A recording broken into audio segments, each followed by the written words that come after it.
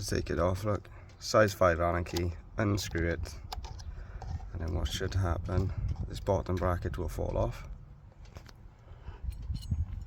Okay, so there it is, bottom bracket came off. Now it's just a case of pulling this out, place it to the side. Right, so to remove the battery itself then, grab this little clip, quite difficult. Push down, that will loosen that off. Use the Allen key. I've already started to loosen these off just for the purpose of this. Take off the negative terminal or connection, and then you need to undo this screw. As you can see, I've already undone mine on the positive terminal. Quite hard to get in there, so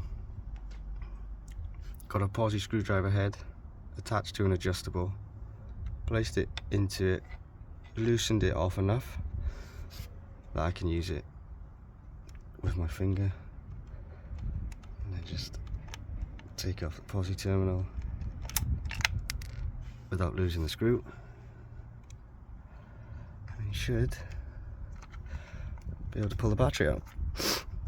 All you simply have to do is lift it up over here. It's quite hard to do this with just one hand, but once it's over the lip, just pull it out.